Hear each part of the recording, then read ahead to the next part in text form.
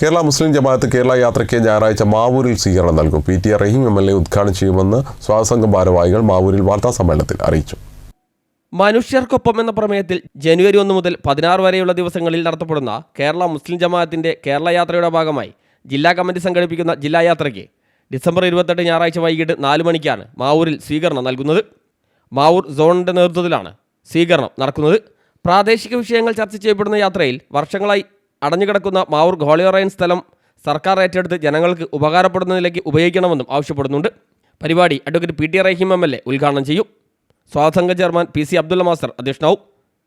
മുഹമ്മദ് തുറാബ് തങ്ങൾ, റാഷിദ് ബുഖാരി എന്നിവർ സംസാരിക്കും. ഹസൻ ബുഖാരി പ്രാർത്ഥന നടത്തും. യാത്രാ ലീഡർ TK അബ്ദുറഹിമാൻ ബാഗവി സന്ദേശ പ്രഭാഷണവും കലാമാസ്റ്റർ മാവൂർ പ്രമേയ പ്രഭാഷണവും നടത്തും. ജനുവരി 1 മുതൽ 16 കൂടിയ ദിവസങ്ങളിൽ കേരള മുസ്ലിം ജമാഅത്ത് സംസ്ഥാന കമ്മിറ്റിയുടെ ആഭിമുഖ്യത്തിൽ പ്രാസ്ഥാനിക കുടുംബം ഒരുമിച്ച് പ്രൗഢമായ കേരള യാത്ര സംഘടിപ്പിക്കുകയും അതിൻ്റെ പ്രചരണാർത്ഥം കേരളത്തിലെ 14 ജില്ലകളിലും ജില്ലാ മുസ്ലിം ജമാഅത്തിൻ്റെ നേതൃത്വത്തിൽ SYS SSF സംഘകുടുംബങ്ങൾ സംഗമിച്ചുകൊണ്ട് ജില്ലാ യാത്രകൾ സംഘടിപ്പിച്ചു വരികയാണ്.